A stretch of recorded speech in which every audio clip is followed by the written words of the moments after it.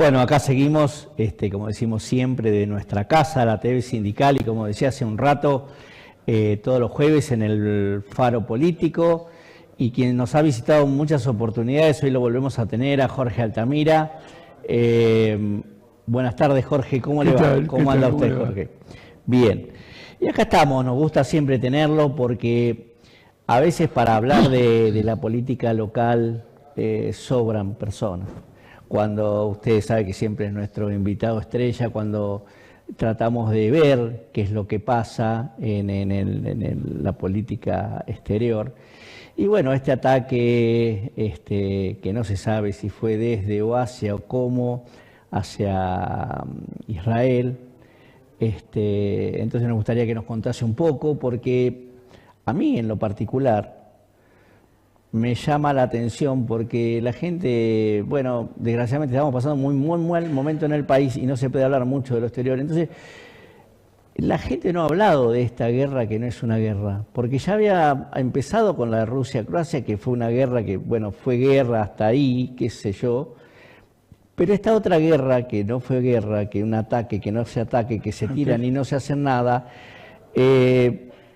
va rozando con lo virtual. O sea, a ver, no se sabe bien cómo es la historia. Si se hicieron algo de miedo, entonces qué mejor que usted nos pueda sacar un poquito de esto. Mire, yo le digo lo siguiente, reflexionando sobre acontecimientos que parecen contradictorios, y especialmente uno se pregunta de dónde van.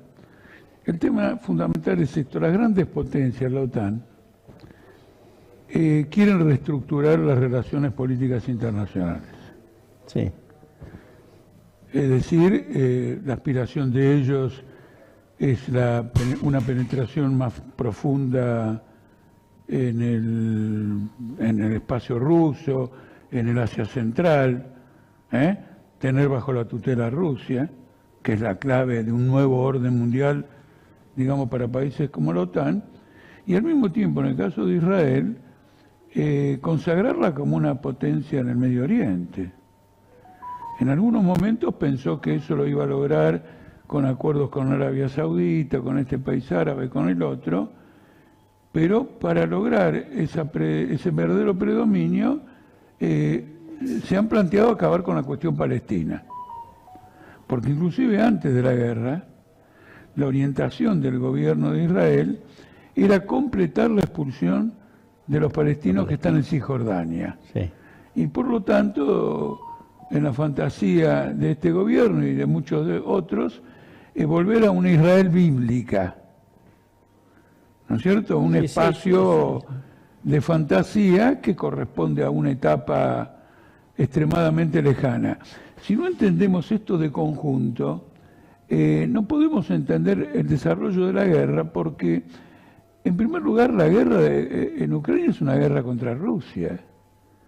Usted se da cuenta que después que se disolvió la Unión Soviética, la OTAN ha ido avanzando en los territorios que antes controlaba la Unión Soviética y quiere llegar hasta las puertas. Eso es suficiente, llegar a las puertas de Rusia. Eso es suficiente para acabar con el gobierno de Putin y poner un gobierno títere en Rusia. Lo dijo Biden al comienzo de la invasión rusa.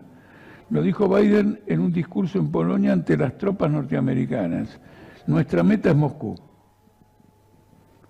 Y hay un enlace entre la guerra también del Medio Oriente con la guerra esta en Ucrania, porque Rusia tiene el control del espacio aéreo sirio. En la lucha contra el Estado Islámico y toda esa guerra que hubo en Siria, Putin revitalizó una base naval que tiene en Siria, mandó la flota y pasó a controlar el espacio aéreo. Y ese espacio aéreo se lo está disputando Israel, que el otro día atacó la embajada de Irán en Damasco sin que un cohete ruso ni un avión ruso le impidiera el paso. Y sin embargo Rusia está del lado de Irán. Teóricamente, supuestamente, debió haberlo hecho. Entonces, ahí usted ya tiene un conflicto bélico. Sí. No con Irán, sino con Rusia. Con Rusia. Lo tiene potencialmente. Bueno, frente a un ataque a una embajada que es un territorio, es extraterritorial, Sí, sí. aunque por ejemplo la embajada de Guatemala en la Argentina es de Guatemala, no de la Argentina. Seguro. Es territorio guatemalteco. Entonces esta embajada es territorio iraní. Irán lo entendió como un ataque, un anuncio de un ataque a Irán. ¿Sí? Y entonces hizo un despliegue calibrado, lo pusieron ellos entre comillas. Sí, sí. Le avisaron con 48 horas De anticipación. de anticipación a Estados Unidos, etcétera, etcétera. E Israel hizo lo mismo, pero siendo aparentemente una ficción, Sí. en donde murió, creo, no sé si murió alguna gente, Sí, creo que fue muy poco. ¿no es cierto? Es la primera manifestación de una confrontación bélica entre Irán y Israel.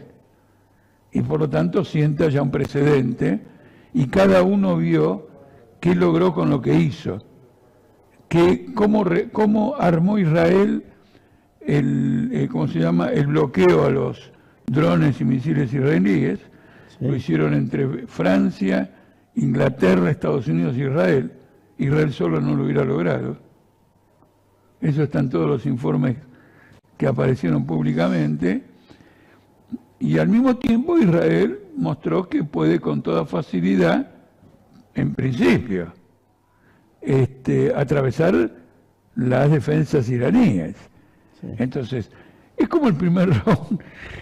A mí siempre me gustó el boxeo. Es muy frecuente ver en el primer round dos boxeadores que se estudian, Sí. no que van al choque en el primer No, round. jamás. No. Bueno, hay peleas que terminan Bueno, por nocaut. puede ser, bueno, pero en el primer porque- round. Pero quiero decir, superioridad. frecuentemente se Sí. estudian un golpe por aquí, el otro le estudia la defensa, etcétera. Pero la pelea es de 10 rounds. Seguro, No es que con claro. ese round ficticio Seguro. se terminó la pelea. Entonces usted está envuelto en una situación de guerra donde el objetivo último es que este orden mundial no satisface a las grandes potencias. Porque tiene la rivalidad de China, porque el espacio de toda Asia Central, de Rusia, son 19 millones de kilómetros cuadrados, está bajo la tutela de alguien que actúa con cierta independencia de, digamos, de la OTAN y de Estados Unidos. Entonces usted tiene una situación de guerra mundial. Y en esa situación de guerra mundial, Milei decide incorporarse a la OTAN. Por lo tanto, Milei es como le diga, un perro faldero de un intento por medio de la guerra de reordenar el orden internacional, del cual, desde el punto de vista de Argentina, no obtiene absolutamente nada. Diría que no solo eso, sino que sería perjudicial para Argentina. Seguro. En lo sencillito, por Malvinas, por el Atlántico Sur, por el control de la entrada a la Antártida, en lo sencillito quiero decir, en lo geopolítico. En lo económico, bueno, pasamos a ser una dependencia financiera completa de Estados Unidos. Si esto prospera. Ahora, no nos benefician absolutamente en nada, porque quedamos en un país donde se ha demostrado que no es un país bélico, no es un país que nosotros no somos, a nadie, a ningún argentino se nos ocurriría ir a meternos a pelear con nadie por Pero nada, usted porque sí. no es nuestra idiosincrasia, ¿no? No, pero Entonces, usted mírelo, tomando la historia argentina. Hay una parte considerable de la academia, pero fundamentalmente de la burguesía. Digo de la academia porque en la academia se estudian estos problemas, que está arrepentida de no haber entrado a la Segunda Guerra Mundial del lado de los aliados. mira usted. ¿Por qué? Porque no nos pusimos del lado de los vencedores y después, digamos, no tuvimos los beneficios, ¿Qué tuvieron ellos? digamos, del lado de los vencedores. Eso todavía hay una polémica. La neutralidad de Argentina bajo el gobierno de Irigoyen, como bajo el gobierno de la Junta Militar, ¿no es Sí. cierto? Estaba Perón, pero era un gobierno de la Junta Militar. Perón va a ser presidente en el 46, Claro. cuando la guerra terminó. Todavía se sigue discutiendo esa situación. Es decir, la burguesía argentina y los sectores académicos que piensan de esta manera le han bajado el precio a la independencia nacional. ¿Se entiende o no? Sí, sí, Dice, sí. la independencia nacional nos dejó en el atraso. Nos hubiéramos subido al carro de los aliados y hoy seríamos un planteamiento Entonces, seríamos un país próspero. Entonces, lo de Milei tiene que ver con intereses de clase. No tiene que ver con idiosincrasias. Toda la política de Milei está al servicio de los acreedores de la deuda externa. Lo único que subió en Argentina en materia de riqueza son los bonos de la deuda externa de Argentina en dólares con legislación norteamericana. El resto está en ruinas completamente y en particular y decisivamente en la clase trabajadora, los jubilados, los estudiantes, la universidad. En todo eso estamos en ruinas. Pero los acreedores internacionales, lo dijo Milei ayer, los bonos cotizaban a 20 centavos y ahora cotizan a, dijo, 70. ¿Qué tal? A 70. Y los acreedores habían aceptado con Guzmán que cotizaran a 65. Es decir, Milei superó la ambición de los dueños de la deuda. Entonces, ¿por a quién trabaja Caputo? Caputo es un hombre de esos de tenedores, él debe tener bonos, su financiera debe tener bonos de la deuda. Después Milei, que dice que fugar capitales es un mérito, seguramente tiene bonos de la deuda también, porque va a considerar que de esa manera escapó a las garras del Estado. Pero por lo tanto está gobernando para él mismo y para los tenedores de la deuda en contra de la mayoría del pueblo argentino. Pero pareciera que no tiene mucho acuerdo, sí. ¿Qué piensa usted? Pareciera que no tiene mucha cuerda para seguir gobernando, sí. De esta forma, ¿no? Porque, a ver, porque un superávit mentiroso, o sea, yo siempre digo, ¿no? Es como en una casa.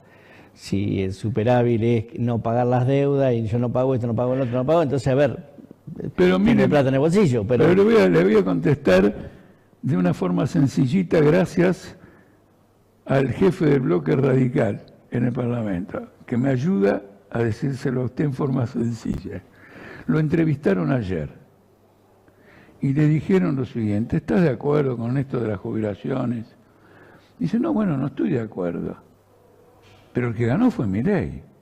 Yo tengo la obligación de apoyar al que recibió el mandato popular.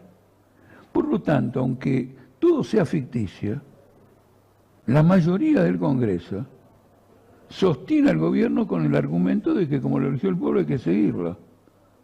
No importa el daño que haga, o en definitiva, salvo que haga un daño que supere todas las condiciones, y si no lo sacamos nosotros, dirían lo del Congreso, lo va a terminar sacando el pueblo. Sí, entonces mejor lo sacamos nosotros. Pero salvo ese caso extremo, usted tiene el apoyo total de la burguesía a Milei y tiene el apoyo de la mayoría del Congreso. Tiene el apoyo de la mayoría del Congreso. Eso es incuestionable. Un Congreso que no está respetando a sus mandatos. O sea, porque muchos de ellos no llegaron para hacer eso. O sea, no llegaron de la mano de Milei, llegaron de otros. Bueno, ahí está. Ellos tienen esa contradicción. Los radicales, por ejemplo, y todo eso, o sea, que tiene otro mandato. Ellos tienen esa contradicción, pero tienen la otra contradicción y favorecen esta otra, de que ellos dicen que como Milei se ganó el derecho a gobernar, uno tiene que apoyar esto. Mire, esto que dijo ayer Loredo. Sí, Loredo, sí. Loredo no es un invento de Loredo. Yo cuando fui diputado tuve una conversación con, bueno, no me acuerdo si fue una conversación con Alberto Fernández o lo dijo en la legislatura. Sí.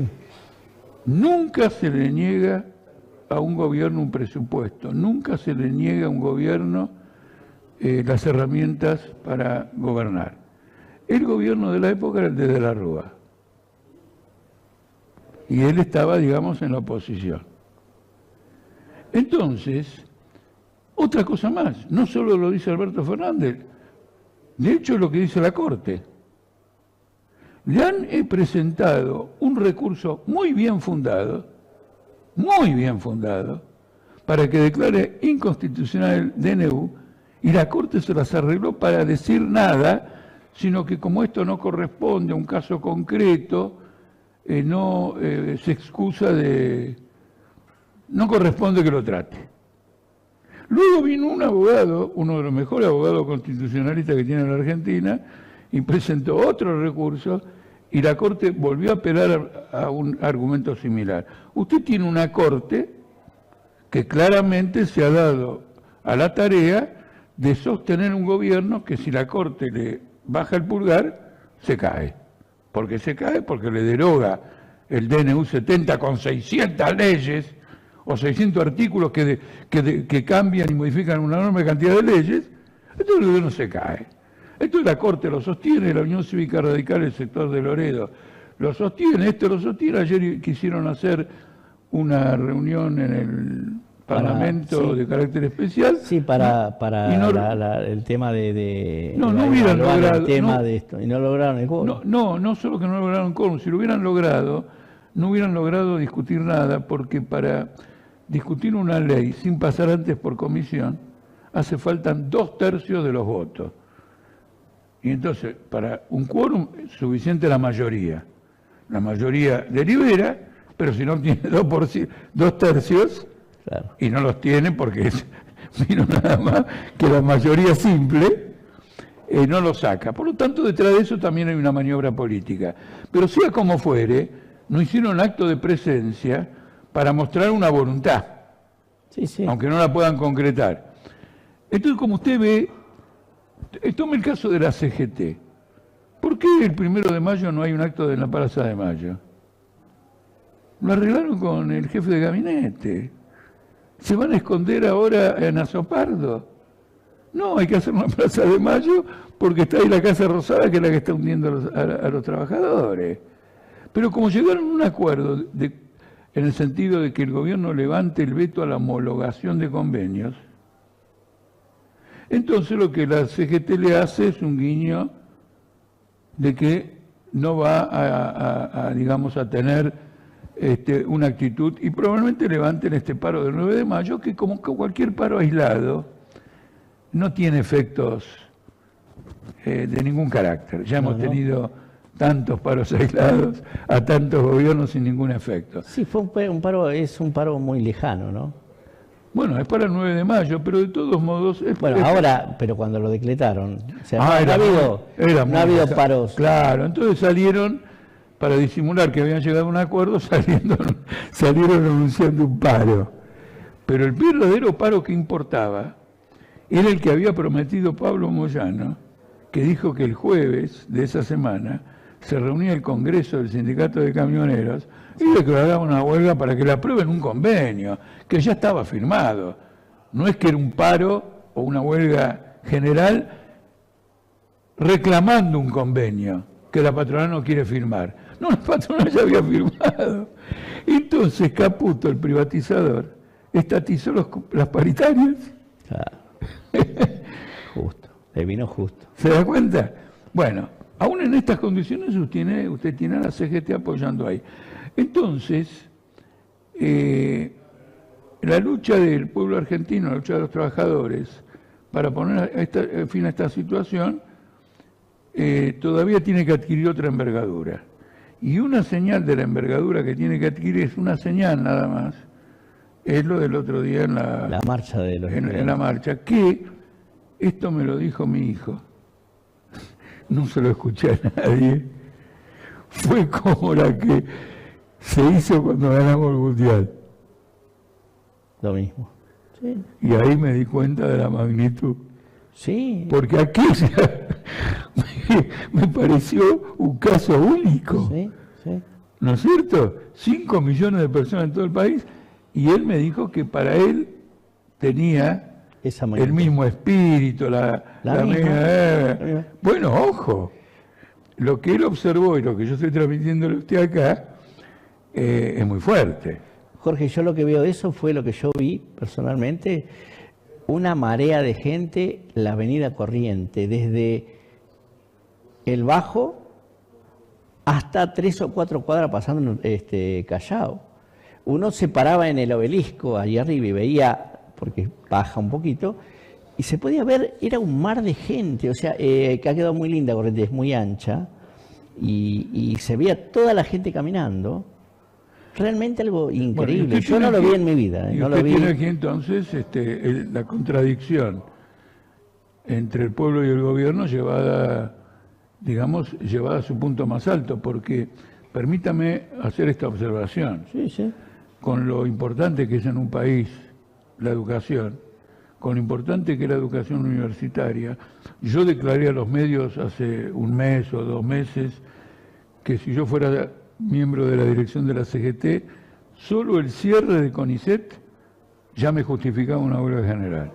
No, seguro. Bueno, seguro. Con toda esa importancia, la gente que estaba ahí estuvo en esa movilización por muchísimos agravios, porque le bajaron los sueldos, porque hay despidos. Quiero decir, no iba a vulnerar el reclamo del día, No, seguro. que no cierran la universidad, pero lo que llevaba adentro era una bronca acumulada, Seguro. Por que eso, no se reducía al problema universitario. por eso estaban los abuelos, por eso estaban los estudiantes, Claro. por eso estaban los padres que están por perder su trabajo o han perdido su trabajo. Pero, claro, Y yo decía hoy, porque algunos se limitaban nada más a decir, bueno, hubo gente de la que quizás lo votó a Milei y hoy está arrepentida. Sí, puede haber gente de esa, pero ¿sabés que hubo más chicos que no han votado? Porque había infinidad de pibes de secundaria de 14 a 17 años que no votaron, que no son responsables de esto que está en el gobierno. Entonces, es muy importante ver esa gente peleando, ¿no? bueno, yo asistí, probablemente usted no sé, a un fenómeno similar. Y en el artículo que escribí lo recuperé. La marcha estudiantil del año 1958 contra la privatización de las universidades. Pero Contra yo no había Frondizi. nacido, Jorge, que Bueno, esté por tranquilo, eso. que no había nacido. Fue una marea, especialmente de estudiantes secundarios de Gran Buenos Aires, especialmente de estudiantes secundarios de Gran Buenos Aires, una marea. Además fue una huelga general, no fue una marcha. Hubo una marcha, esa marcha fue gloriosa. Marcó a toda la juventud que vino, que después participó en los 60 y en los 70. Mira. Ojo, de ahí se nutrió. Pero si uno mira lo que pasó después, puede tomar una guía acá. Sí. A raíz de que Frondizi habilita la privatización del petróleo, estalló una huelga petrolera. Y Frondizi militariza todos los yacimientos y las refinerías que son ocupadas por el ejército. Eso en octubre de 1958. Y luego, en enero del 59, poquito después, privatiza el Lisandro de la Torre, el frigorífico, se levanta el pueblo de Mataderos, Frondizi le manda las tropas de la Tablada, que quedan del otro lado de la General Paz. Sí, sí. Hay 3 días de combates entre la barriada de Mataderos y el ejército, y las organizaciones sindicales de la época declaran la huelga general por tiempo indeterminado, que es la única huelga por tiempo indefinido que se declaró en toda la historia de la República Argentina. ¿En qué año fue? 1958, Frondizi Claro. subió en mayo del 58, esto de los estudiantes fue en septiembre del 58, en noviembre lo de los petroleros, en enero una huelga general indefinida, de toda la clase obrera. Se paró todo el país sin lapso. Y yo creo que es un poco lo que reclama hoy la gente en la calle, ¿eh? Bueno, O sea, porque usted explicaba lo que es la CGT, dónde estaban puestos, pero uno cuando siente el común de la gente en la calle, el común de la gente, Bueno. donde uno camina, escucha esto, ¿dónde están los sindicalistas? ¿Dónde está la gente que tiene que defendernos? O sea, eso es lo que preocupa. bueno, ¿no? nosotros como militantes defendemos esa perspectiva. Pero defender esa perspectiva significa acompañar la comprensión de la mayoría popular de que esa es la perspectiva. Sí. Hago la aclaración porque hay muchos partidos que se arrogan y dicen, no, vamos a hacer esto. No, hacer no. Claro. Vamos vamos a explicar la situación. A nadie se le ocurre escuchar a la gente. Claro, vamos a explicar la situación, a clarificarla y a marcar una perspectiva y a entrar a discutir con los trabajadores. Si arribamos a una comprensión común, vamos a eso. Porque toda auténtica política socialista debe ser, antes y por sobre todas las cosas, una política de masas, de grandes mayorías. Dale, sí, sí. Bueno, Jorge, la verdad que como siempre, un gusto tenerlo acá en nuestra casa, que siempre podemos preguntarle cosas que no se las podemos preguntar a cualquiera. La verdad que hoy, con lo que habló de la política exterior y con lo que me está hablando del año 58, de todo esto que yo lo había leído, realmente no lo estaba recordando y lo hemos traído, y qué importancia esto que usted trajo hoy acá, a la pantalla, porque es lo que realmente está reclamando la gente, porque yo ayer hablaba con compañeros, usted sabe que yo milito en otro partido, y a veces es esa la pregunta que tenemos, porque la gente nos dice, y los nuestros no hacen nada, ¿dónde están? ¿Están escondidos? No es que estén escondidos, es que en otro momento se acostumbró a hacerlo de esa manera, y no tiene que ser de esa manera, tiene que ser de las grandes masas hacia... ¿Le puedo contar una anécdota? ¿Cómo que no va a poder? Que se la conté a los compañeros porque, como todos señalaron el hecho el otro día en esta gigantesca marcha. Sí. Y a la gente joven la sorprendió, porque la gente no había visto nunca. No, pero espere, yo tenía 16 años en aquel momento. Y con una chica del barrio hicimos cartelitos en cartones. Claro. Y yo fui con ella. Como vio que había grupos, sí, todos yo fui con esta compañera que para mí además fue toda una revolución. Seguro. Porque ella pertenecía a una familia que en el barrio, en aquella época, en el 55, etcétera, había sido gorila. Sí, sí, normal. Es decir, era del Milei. Sí, sí. Y ahora, con motivo del estallido estudiantil del 58, vino a la marcha. Mira. Era una mileísta que venía a la marcha. Claro, y fuimos juntos, y lo recuerdo hasta el día de hoy. Nos pusimos la noche anterior a pintar, a escribir, y nos largamos, nos fuimos a la plaza la manifestación fue en Plaza Congreso. En Plaza de Congreso. Porque se reunía el Congreso. Era una... que no apruebe la ley que había mandado Frondizi. Claro, había que aprobar la otra ley. Bueno, Jorge, un gusto y esperamos tenerlo pronto de nuevo por acá. Y no sé si tiene alguna cosita que más que pasar o... No, es decir, tenemos una gran oportunidad. Tenemos una gran oportunidad porque hemos atravesado muchas crisis, muchas luchas de gran envergadura. Ha habido momentos de mucho optimismo, ha habido otros momentos de reflujo de ese optimismo. Y entonces, en el espíritu del pueblo argentino, estamos en una encrucijada. No podemos seguir oscilando. Tenemos que provocar un desenlace favorable de esta crisis política. Bueno, Jorge, como siempre, muchas gracias y lo esperemos pronto. Y nosotros seguimos acá en El Faro Político.